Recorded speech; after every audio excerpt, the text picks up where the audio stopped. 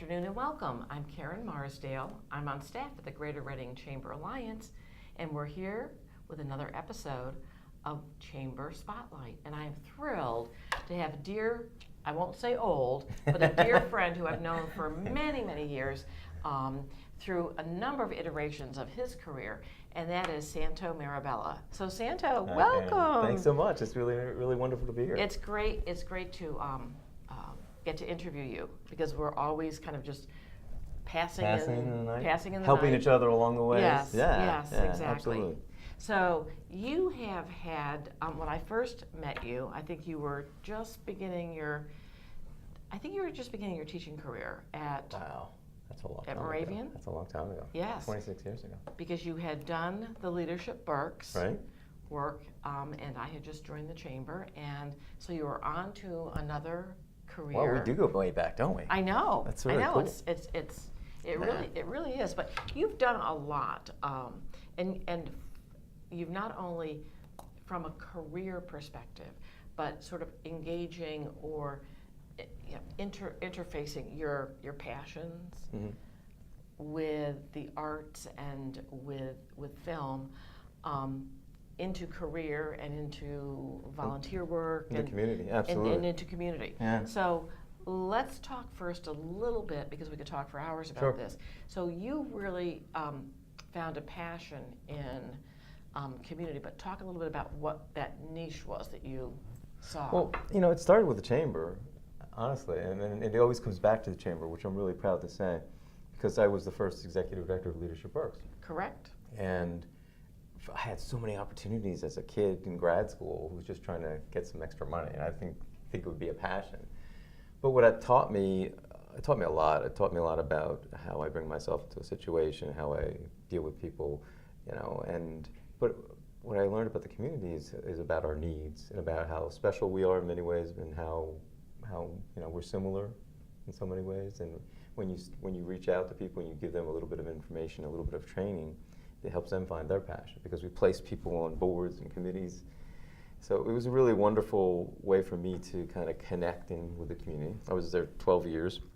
Half of that was when I started at Moravian, which is a place I love, a community I love. It's my first priority in terms of my career, because they're so good to me, and I love teaching still, as long as you reinvent yourself.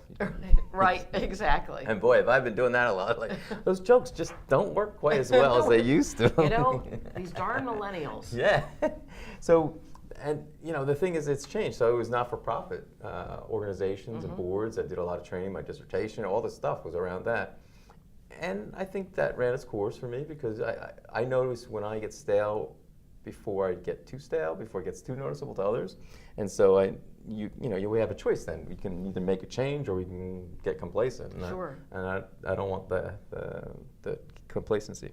So it kind of has shifted into a lot more with theater and film, which has always been a passion and an avocation, but never really a career. And until the last few years, the last probably 7 to 10 years, especially in the last 5, with working with Lynn Nottage and Tony Gerber. This is Reading, and so it's been great. So for those of you who don't know, I think really, Santo, you were very instrumental in bringing that Lynn and her husband to Reading,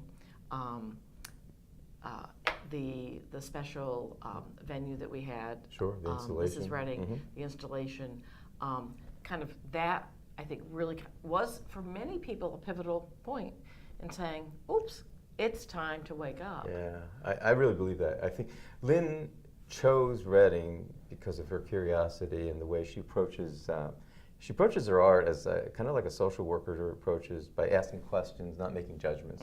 I loved her way of saying curiosity without judgment.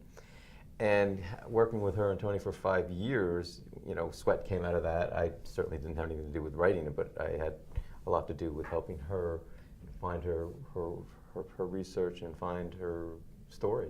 And I think recently, or are they still in Philadelphia? They're in New York. No, but I think Sweat was in. Is it coming or this fall? This fall. This fall, the first regional production. Wonderful. Yeah, wonderful. I understand. So I think what's happened is, and it's funny because even with my work with Tracy Schott, we've been collaborating for 9, 10 years. project we can work together on, whether it's been Film Fest, but also recently with the TV pilot with Franklin Street Station. You know, my passion has always been making a difference, and it's come out in different ways, and I'm really blessed that I've been able to use the arts as a way to channel that, but also as a way to engage people. Because Tracy is a social worker, I have a social work background, and we find that the arts is a wonderful way to affect social change in a community. Sure. By using this. And Lynn, it was weird because Lynn really gets that. Lynn was all about that, and I think it was her mom who was a social worker, or her dad, one of her parents. So she had that sensibility about her, and it's just a wonderful way to approach meaningful art, really meaningful art. Right. And I think art is, to some degree, a great leveler of people, because you can be, you know, just as we can be in a theater with people that are all different than we are, and yet we're all enjoying something that's kind of beyond our maybe ability to either do it, write it. Sure, but there's a shared enjoyment and a shared community around it. Exactly. I find that when I look back on things, everything I've been doing is teaching. Whether it's in a classroom, whether it's writing, whether it's producing direct, it's been odd, and I didn't realize how pervasive teaching is. Right, how that was kind of the... With the leadership arcs, I would do that. But you know, now I have the pleasure of working with your colleagues over at the Center for Business Excellence, and working. Right. You know, so I'm teaching again, and it's a different kind of teaching too. It is, and it's so fun. I want to jump into that too, because you've got on the table here a book that you've written, The Practical Prof, and based on my newspaper columns with the Reading Eagle. Yes. So you've got this whole kind of like an alter ego, persona. Other side that, you know, the professor in you, the artist in you comes together, and students probably have the great opportunity to have a little bit of a different way of hearing a lecture, or the subject matter being introduced in a very different way.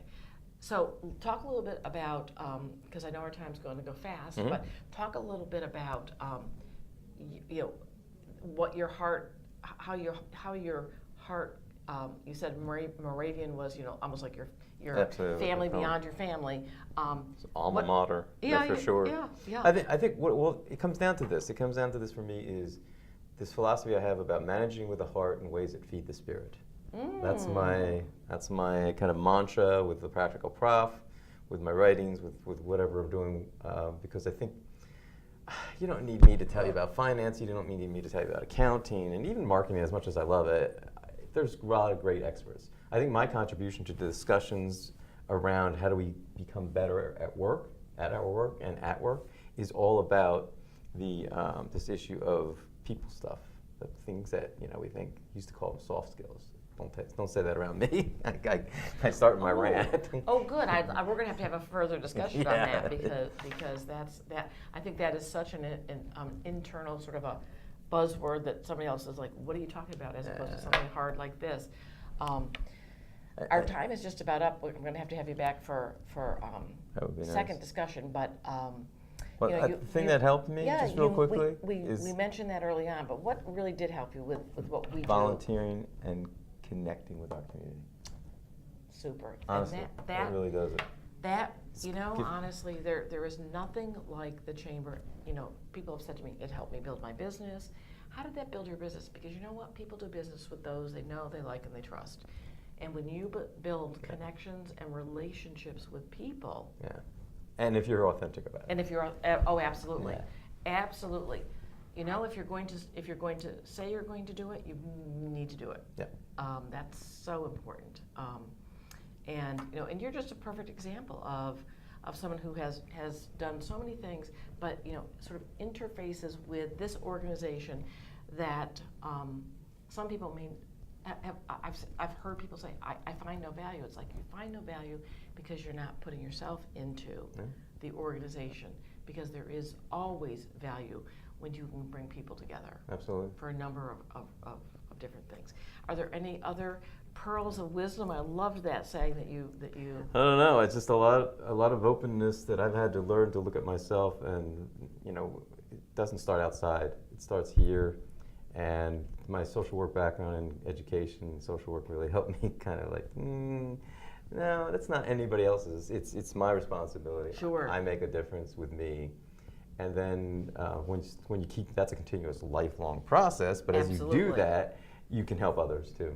Because then I start sharing that and the insights that come from that, I think can be helpful, whether it's in teaching or writing. Exactly, exactly. You know what, and that's what life is really about. Yeah.